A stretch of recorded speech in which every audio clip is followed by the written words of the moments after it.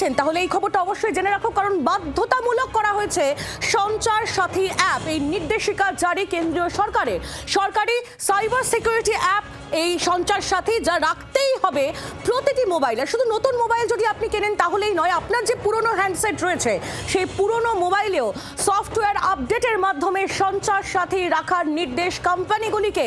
কেন্দ্রীয় সরকার কি আমজনতার মোবাইলে নজরদারি করতে চায়? এই প্রশ্ন তুলছে বিরোধী রাজনৈতিক দলগুলি।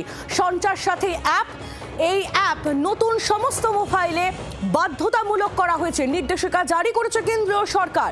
সরকারি সাইবার সিকিউরিটি অ্যাপ হচ্ছে এই সঞ্চার সাথী, যা রাখতেই হবে প্রতিটি মোবাইলে।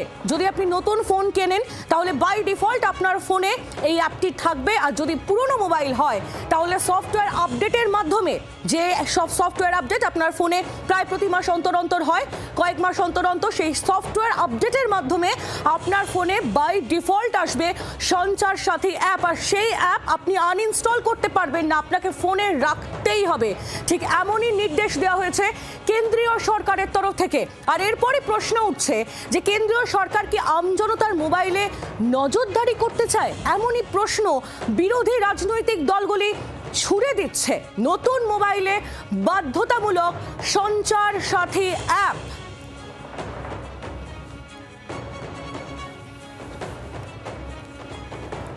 প্রতিটি মোবাইলে এই সঞ্চার সাথী অ্যাপ রাখতেই হবে, এমনই নির্দেশিকা জারি করেছে কেন্দ্রীয় সরকার।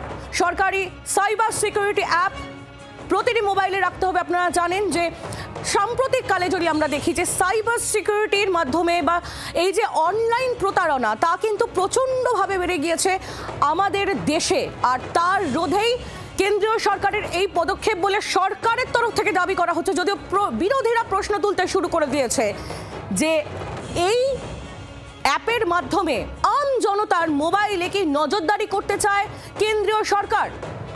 এআই নির্মিত একটি ছবি এই মুহূর্তে আপনাদের সামনে আমরা তুলে ধরছি। যে সঞ্চার সাথী অ্যাপ আপনার ফোনে বাই ডিফল্ট চলে আসবে। আপনি নতুন ফোন কিনলে সেই ফোনে ইতিমধ্যেই থাকবে, এবং পুরনো ফোন, আপনার যে ফোন আপনি ব্যবহার করছেন, যে হ্যান্ডসেট আপনি ব্যবহার করছেন, সেই মোবাইলে সফটওয়্যার আপডেটের মাধ্যমে অটোমেটিক সেই অ্যাপ চলে আসবে গুগলের মতো। যেমন আপনার ফোনে গুগল থাকে তেমনই এই অ্যাপটিও আপনার ফোনে থাকবে, যেটা আপনি চাইলেও আনইনস্টল করতে পারবেন না। আর সেটা নিয়েই বিরোধীদের প্রশ্ন যে আম জনতা মোবাইলে কি করছে, কার সঙ্গে কথা বলছে, কি সার্চ করছে, সেই সমস্ত যাবতীয় বিষয় কি নজরদারির মধ্যে রাখতে চায় সরকার।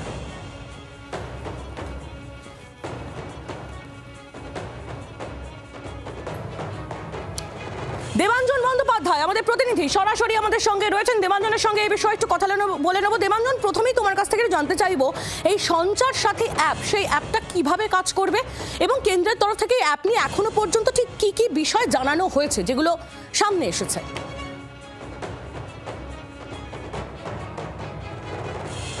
দেখো আহেলি, কেন্দ্রের তরফ থেকে এই অ্যাপ সম্পর্কে যেটা বলা হচ্ছে যে গত জানুয়ারিতে এটা তারা বাজারে এনেছে, এবং এর মাধ্যমে হারিয়ে যাওয়া ফোন, সাইবার অ্যারেস্ট এবং IMEI ব্লক করে যে সাইবার ক্রাইমগুলো হয়, বা ফোন হারিয়ে গেলে ফোন ব্লক করা, কারণ আজকালকার দিনে অনেকেরই ফোনের সঙ্গে তার আধার, প্যান, ব্যাংকের ডিটেলস থাকে, সেগুলো যাতে সুরক্ষিত থাকে, অর্থাৎ সাইবার নিরাপত্তার কারণেই এই অ্যাপ, এটাই এখনো পর্যন্ত বলছে কেন্দ্র।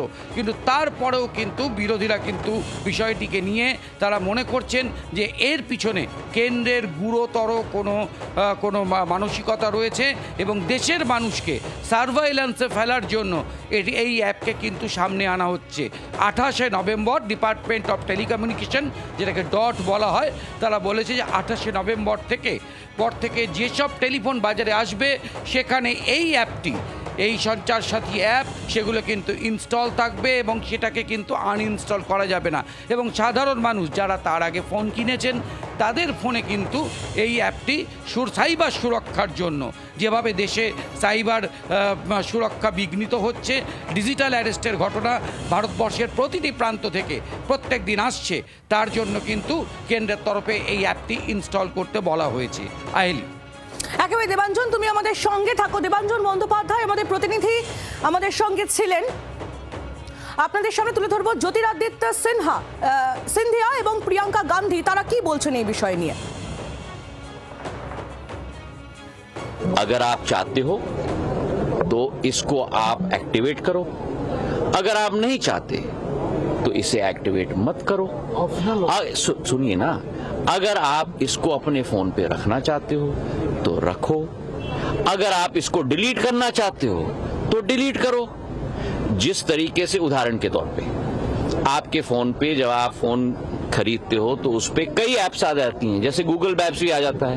अब आपको गूगल मैप इस्तेमाल नहीं करना है तो आप डिलीट कर लो, अगर आपको संचार साथी इस्तेमाल नहीं करना है तो डिलीट कर दो। It's a very fine line between fraud is easy to report and we can see everything that every citizen of India is doing on their phone.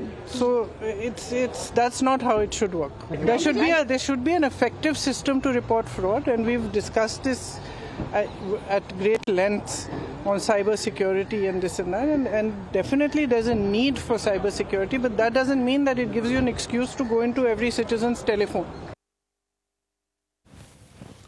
Jyotiraditya Scindia এবং প্রিয়াঙ্কা গান্ধী বাট্রা তাদের বক্তব্য আমরা শুনছিলাম। আমি আবার একটু দেবাঞ্জনের কাছে চলে যাব। দেবাঞ্জন, জ্যোতিরাদিত্য সিন্ধিয়া তিনি বলছেন যে যদি আপনি সঞ্চার সাথী ব্যবহার করতে না চান তাহলে আপনি আনইনস্টল করে দেবেন, কিন্তু প্রিয়াঙ্কা গান্ধী সেখানে একটা কাউন্টার অ্যাটাক তিনি করছেন। তিনি বলছেন যে সাইবার সিকিউরিটির প্রয়োজন রয়েছে, প্রত্যেকটি নাগরিককে সুরক্ষা দেওয়া প্রয়োজন, কিন্তু তার মানে এই নয় যে আপনি ভারতবর্ষের প্রত্যেকটা আমজনতার ফোনে আড়ি পাতবেন।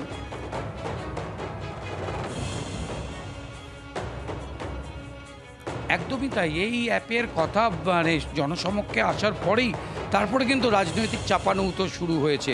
কার্তি চিদম্বরম অর্থাৎ প্রিয়াঙ্কা গান্ধীর দলের যিনি এমপি, তিনি কিন্তু বলেছেন এটা পেগাসাস প্লাস প্লাস প্লাস, অর্থাৎ যে পেগাসাস নিয়ে এর আগে 2019-এর ভোটের সময় কংগ্রেস আক্রমণ শানিয়েছিল, অর্থাৎ কোনো এক রহস্যময়ী মহিলা, তার পিছনে নাকি পেগাসাস অ্যাপ ইনস্টল করানো হয়েছিল তার গতিবিধি জানার জন্য।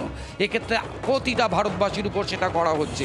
সিপিআইএম এমপি জন ব্রিটাস তিনি বলেছেন যে এরপরে হয়তো কোনো চিপ আমাদের মাথায় পায়ে গুঁজে দেওয়া হবে আমাদের প্রাত্যহিক জীবন, দৈনন্দিন জীবন কোথায় জানার জন্য। কিন্তু সেটা আবার পাল্টা কাউন্টার করেছেন বিজেপির শশাঙ্ক মণি ত্রিপাঠী। তিনি বলেছেন আমি আইআইটি ব্যাকগ্রাউন্ড থেকে আসা লোক, এটাকে কোনো না, কারণ পেগাসাস সেটা কিন্তু একটি নির্দিষ্ট কোনো ফোনের ক্ষেত্রে ইনস্টল করা হতো, এটা সব ফোনের ক্ষেত্রে ইনস্টল করা হচ্ছে।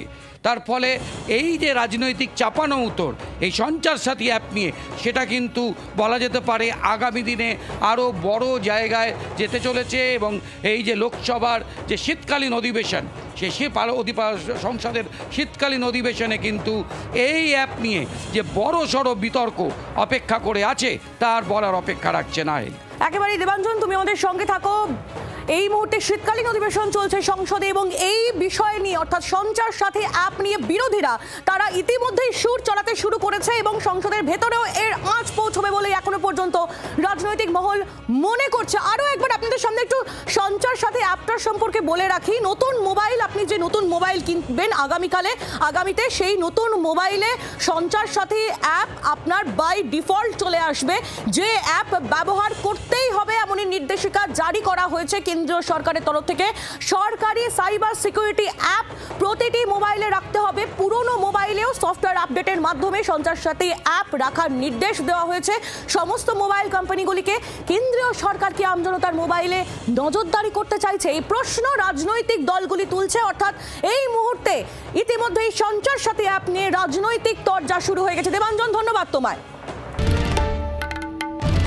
বাংলার আওয়াজ, বাঙালির আবেগ, জি 24 ঘন্টা।